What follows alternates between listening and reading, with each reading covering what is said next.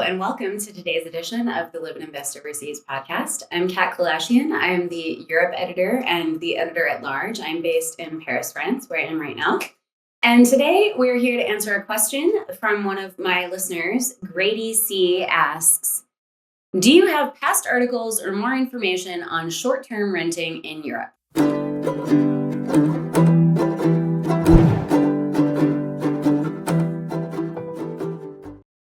So let's back up a little bit and talk first about why you would want to rent short-term at all anywhere in the world. First of all, we recommend very strongly that you never buy before you rent overseas. So the idea isn't to just go overseas, buy the first house you see or that you like, and buy a one-way ticket.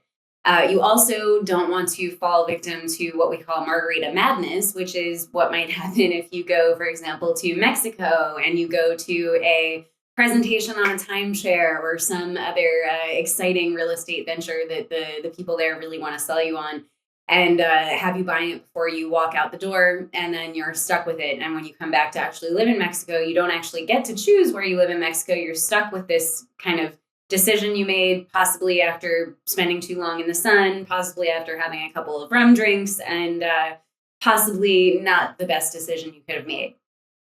So first of all, don't get stuck into purchasing anything too soon. And that doesn't even necessarily mean once you've lived in the place for a while. So you need more time than just a few weeks. You know, you can't come on vacation to a city and figure out in 2 weeks where you want to live, what neighborhood would make you happy for years to come, which a lot of people think that they will figure out after just a quick vacation or the first couple weeks that they've spent in a new place. You really want to spend 6 months to a year, ideally, if not longer, before you really decide that you want to make a commitment with that much money in a country.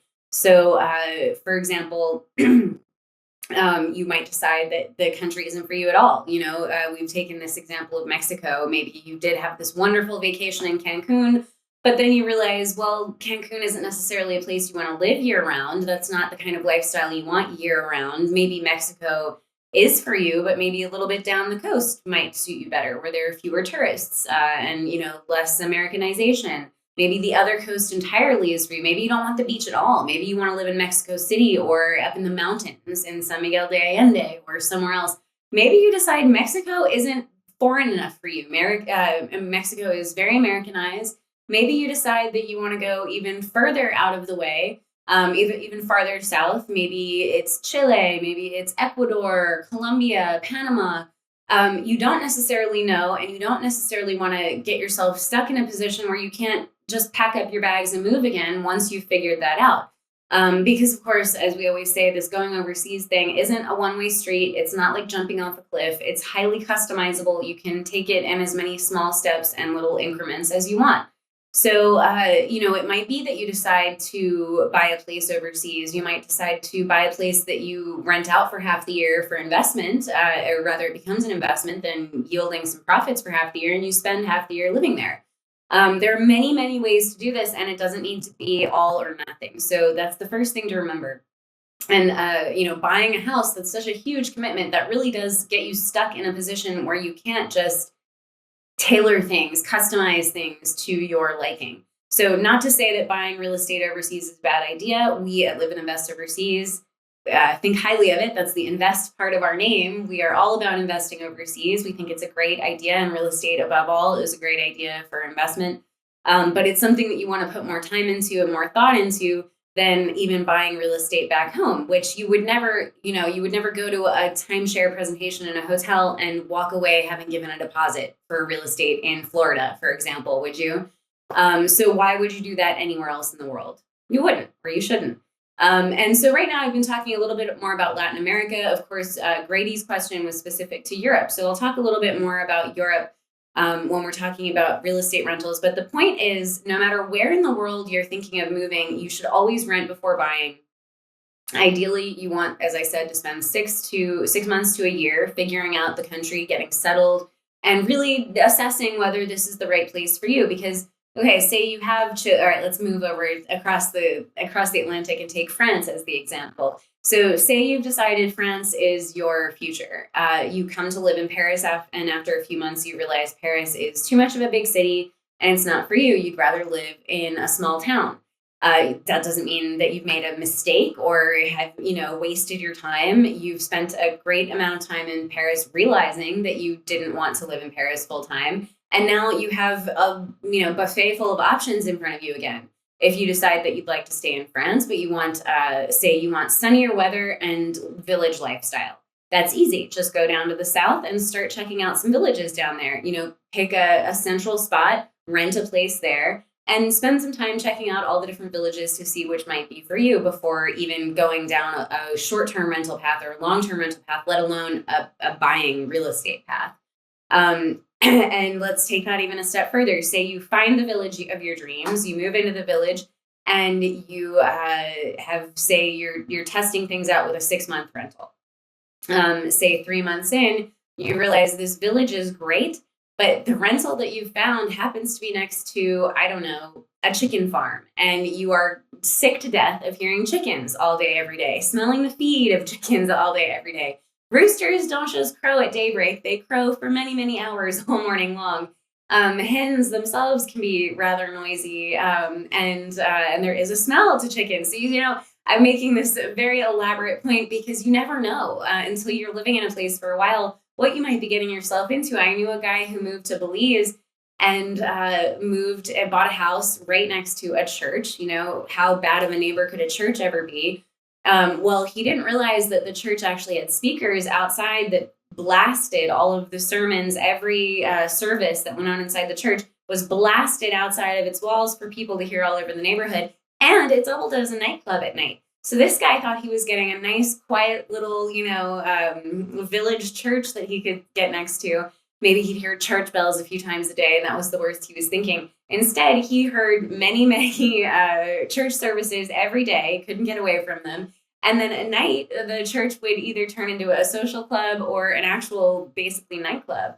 And you could hear the music at all hours. So these are the things you don't find out until you've lived in a place for a few weeks, perhaps. You might then, you might decide it's too far from things. You're too far from the shops. You'd like to be able to just take a walk down to the bakery every day. But this house in particular is just a few blocks too far for you to make that walk every day. There could be a million reasons that you decide one part of town is better than another part. One street is preferable to another. Even one end of the street, one side of the street is sunnier than the other. No reason is too silly to be discounted, and you should definitely trust your instincts, but know that it will take you some time to figure these things out. All right, so sermon is over now. We all now know why we should rent before we buy.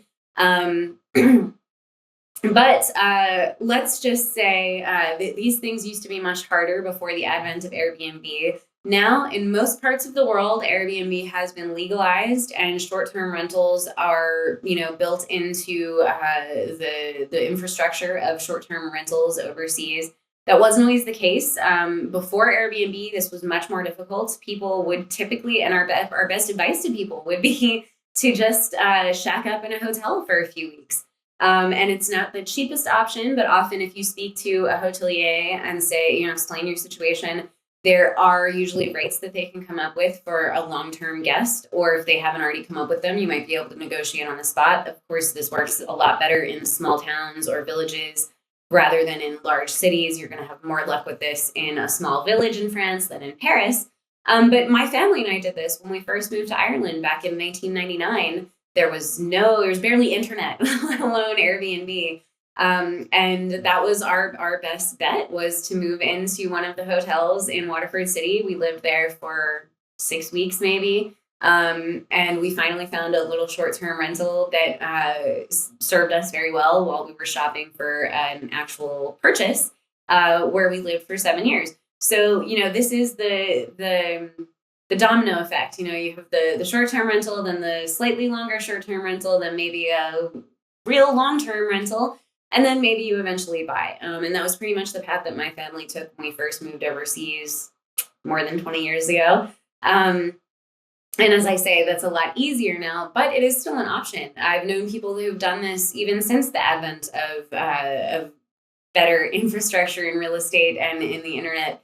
I don't know if Airbnb was a thing yet or not. I guess it probably wasn't. But a few years ago, we knew a family living in one of the hotels in Panama City while they looked around for a place that they wanted to buy. And they weren't necessarily living there full time. They spent about 6 months a year in Panama.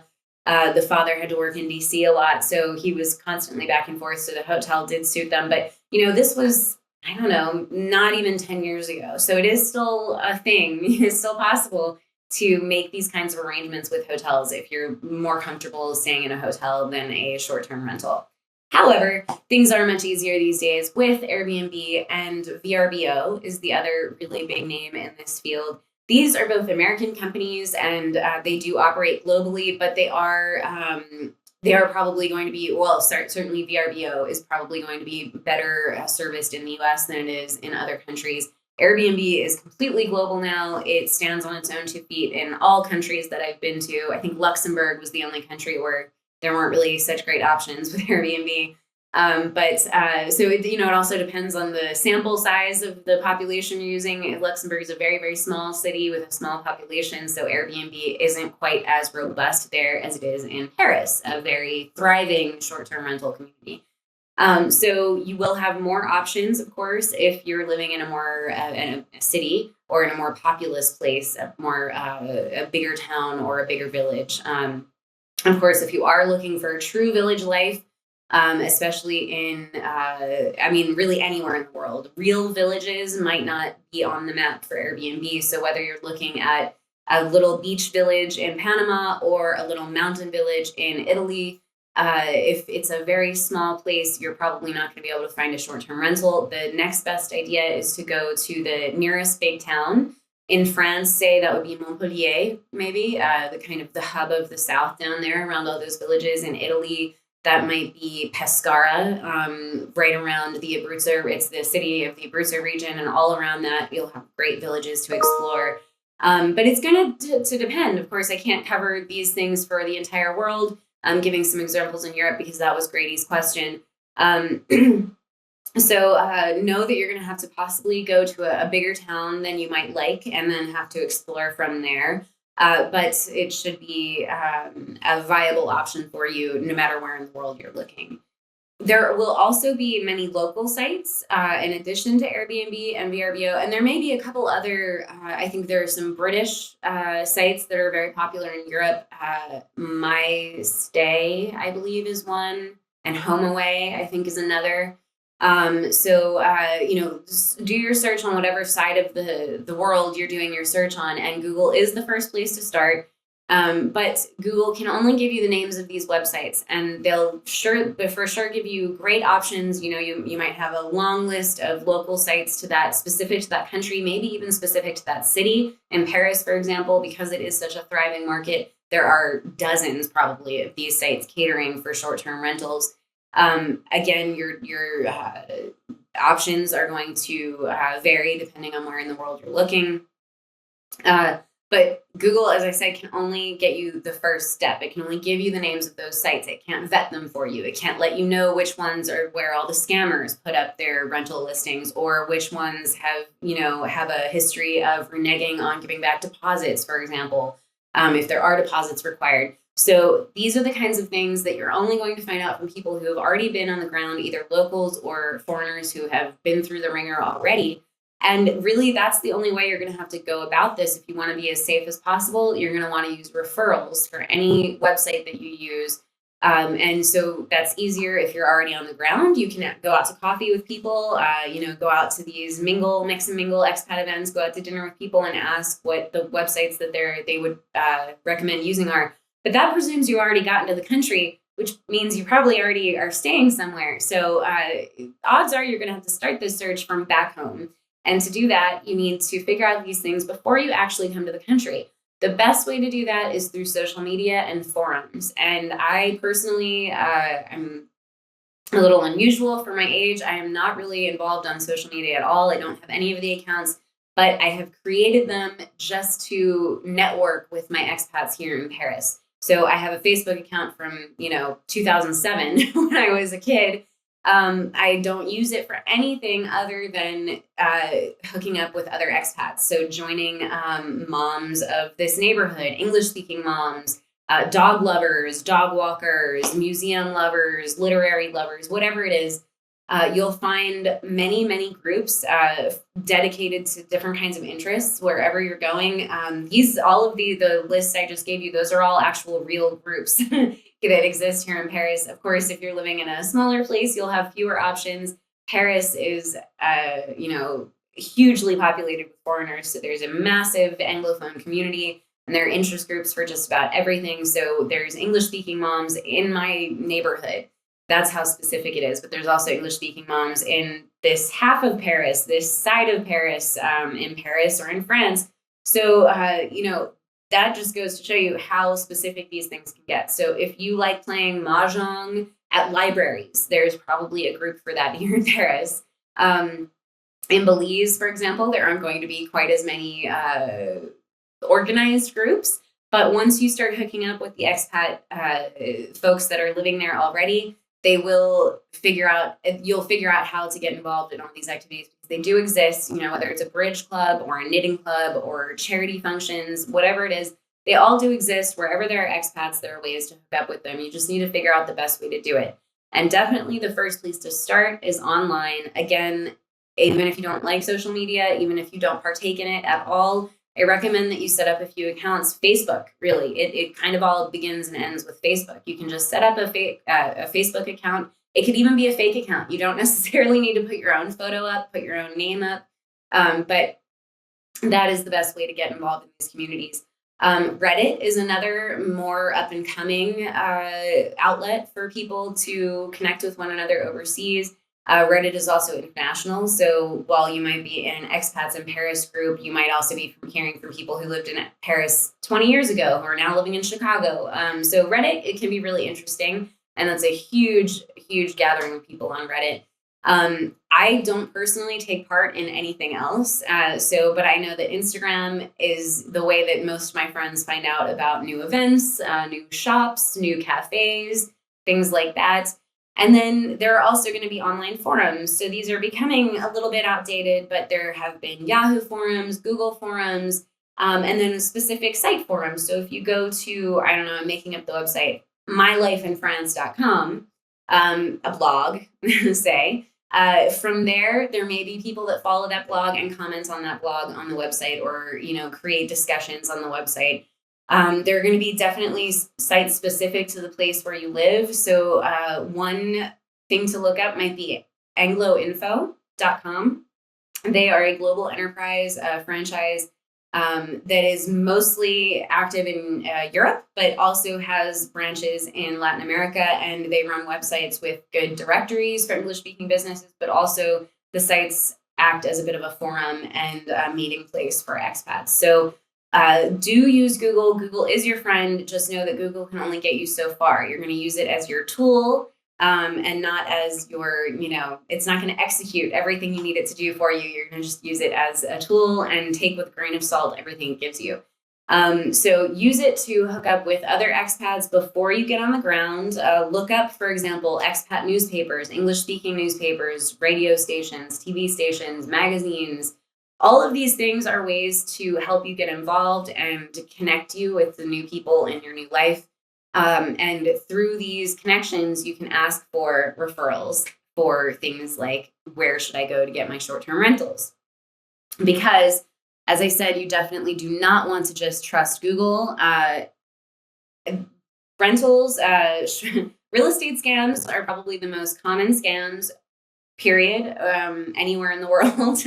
I can't say that I can't say that as a fact, but it does seem like something that would be accurate. And short-term rentals are probably the most common way to take advantage of people because they are aiming at targeting foreigners or tourists who don't know anything about the laws of the country that they are looking at renting it. So how might you be scammed through a real estate listing? Well, first of all, the ad might be fake. There are a few different ways that this might happen. One is the fake listing that's a bait and switch. The listing is whatever it is online, but when you go to see the apartment or when you get the keys to the apartment and are given the keys and go in, it's not the apartment that you thought you were going to be getting. The obvious way around this is to always make sure you see the apartment before you ever give any money to anyone, and really never rent anything without seeing it. The other kind of fake listing that you might have is a copied listing. So you might see the same listing has just been copied and pasted, and it might be all over one website. It could be all over a dozen websites. You might start to read, see this listing in your sleep because it's repeated so much. And what that basically means is it's clickbait. It has nothing to. There's no real apartment, or maybe there was eventually a long time ago a real apartment that was long ago rented to someone else. But there is no apartment. Again, these are just listings in order to elicit money. So they're hoping basically to get a deposit out of you before you realize that the listing was fake. It could be that there actually is a real apartment, but it's not actually being rented out. So this basically is an apartment that is used as a stage device. There is a listing and it does connect with this apartment. The so-called landlord or manager or whoever will come and show you the apartment and ask for a deposit and not give you the keys. And so the point of that scam is to bring people to the apartment, show them, look, it's a real apartment, but oh wait, we have to come back to do some painting, or the plumber's coming on Sunday. I'm going to keep the keys to let him in on Sunday. I'll give you the keys on Monday. There are a million ways that people might try to get you to leave without taking the keys, but not before giving over your deposit. And so I've actually known people who've fallen into that scam in Panama. One of my assistants on his first few weeks in Panama fell prey to one of these listings and lost a few $100s in cash because he didn't get the keys when he gave the deposit. So number one rule, always see the apartment. Number two rule, actually, let's reverse these. Number one rule, never ever give money without getting keys. Number two rule, never give the deposit, never take the keys without having seen the apartment. The deposit to secure a space might be another thing that's used. So it might be that you've seen the apartment, whether it's real or not, or it could be that you've just contacted them without, just you've seen the listing and you call the person, you say, is it still available? And they might say, well, it is, but I've had a lot of interest. However, I'm, sick of the administration. I'd like to just rent it. But because there's so much interest, I need a deposit, a good faith deposit to secure it for you and take it off the market. Don't fall for that one. Wanting money without meeting. Obviously, as we go down the list, these start to become a little bit more obvious, I feel. So if you have somebody who's trying to get you to take an apartment and they don't actually ever want to see you, they just want you to wire them money, that should scream red flag to you. If they don't want to give you a walkthrough, same idea. If they don't want to let you see the apartment for whatever reason, or if they say, I'll give you the keys outside and then you can go up and look at the apartment. Any kind of avoidance of contact with you or viewing of the apartment should be a big red flag. Giving the money before you get the keys, covered that one already. And then, this is another one, agreeing to a place that needs some work. Because it's a short-term rental, you might, there aren't necessarily contracts involved, especially if you're going through a website like Airbnb. There is that Airbnb contract, but there's no lease that you're signing. There's nothing actually in writing. There's nothing that you're holding in your hands, reading over. So things like, the shower isn't working right now, but we're having a plumber come and deal with that next week. If you had an actual lease, that could be an addendum or, something that's specifically written out in the text of the contract. But if you're just getting an Airbnb or, through whatever site it is, and this probably isn't going to happen to you through Airbnb or VRBO or any of these reputable sites because they do have liability insurance. But if you're going through the scammier sites, the ones that you'll find out about wherever in the world you're going, somebody will tell you, oh, that's the site to avoid. Don't get real estate through this website. Basically through these places, you're not going to have anything in writing. You're not going to be signing a contract. There aren't going to be lawyers involved.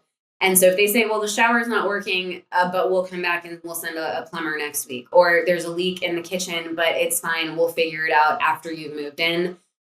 Don't trust that to be the case. It could be a scam of some kind where they say, oh, we're going to keep the keys, and then you never see your deposit again. Or it could be that they just never come back and finish that work. You could be living in a place that you're stuck in without proper plumbing, or with the ceiling falling in, or without lighting, whatever it is.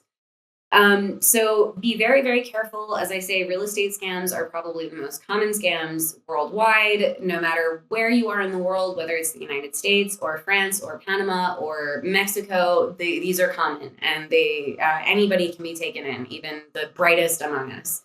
So be very careful.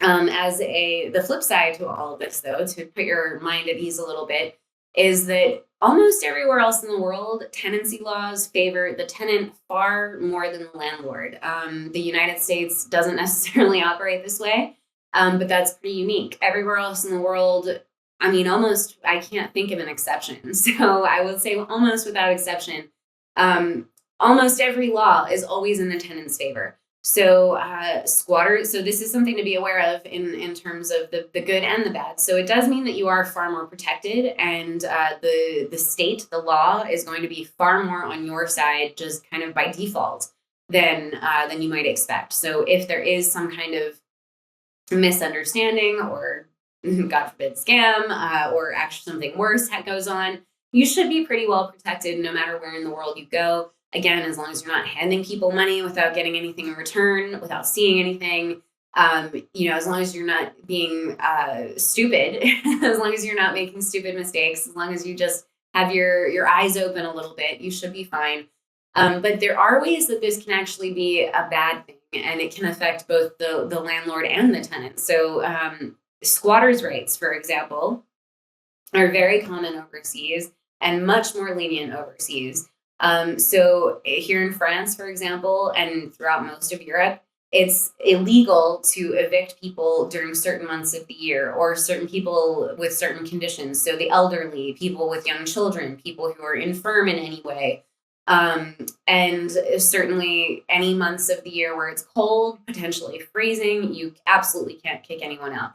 These rules actually were amended a few years ago and have eased up a little bit, but not significantly. To an American, they still seem extremely lenient. So, for example, when I first moved to France in 2018, my husband and I had a long-term Airbnb. I think it was meant to be for about 3 months. We were very excited. We were so excited, not only on the apartment itself, but the neighborhood, the street it was on. We were oh my God, out of our minds. Couldn't believe the luck we'd had finding this place. As we get nearer and nearer to our moving date, we start hearing from the landlord that he's having some trouble getting out his current tenants. These were also Airbnb renters who were there, I don't know exactly how long, but for more than a few weeks. So they were long-term, short-term renters, if you'll allow it. And they decided that they didn't want to move. We happened to be moving over in December. And that, of course, is one of the months of the year where you can't evict people. So our landlord, our potential landlord's hands were completely tied. There was nothing he could do to get them out. And the reason was that, because we asked our lawyer, because we thought that the laws were becoming more lenient. So, it's a middle-aged couple. Why shouldn't they be kicked out? They can find their own way. It's not like they're going to freeze on the streets. What it was that they had an infant, I think under 2 years old. And because they had an infant, and because it was December, there was no way that landlord could move those people. So we had to scramble. We were totally out of our minds, didn't know what to do. It was a horrible situation. We were supposed to get on a plane in a few days, and we had nowhere to go once we got to Paris. We did manage to find another short-term rental, but it was much more expensive. It wasn't for as long of a time. So we only got it for about a month, I think, as opposed to 3 months. It wasn't as big of an apartment. It was, the location wasn't as great. There were a lot of things that were disappointing about it. And mostly it was because we got stuck into this situation of having to find a short-term rental so quickly, so close to the date of moving. And there was really, there was no one at fault. There was no one to lay blame with. It wasn't the landlord's fault. I guess you could say it was the squatter's fault.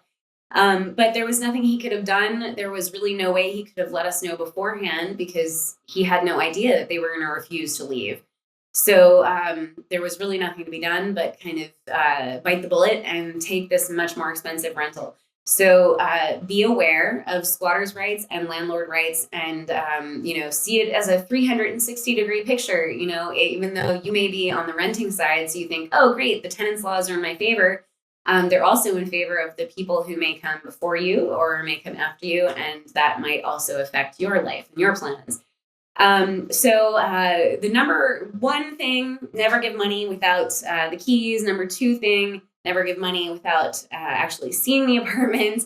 And number three thing, know something about your rights and the laws before you actually go to the place that you're living, or that before you actually make commitments, before you get in over your head. So that means doing your due diligence, finding out the best companies to use, and knowing how the laws and local rights will affect you as a tenant. So thank you for the question, Grady. I hope that has helped you to figure out a little bit more about how to go about looking for short-term rentals in Europe and what it might be like as a short-term renter in Europe. And I hope to hear from more of my listeners very soon. For more insights about real estate overseas, from renting to buying and everything in between, look at our Overseas Property Alert, our weekly free newsletter written by our in-house real estate expert, Con Murphy. And you'll get a free essay delivered every week to your inbox, full of great information about living, investing, renting, buying, anything to do with real estate overseas. And I'll hope to see you again soon. Thanks. Bye.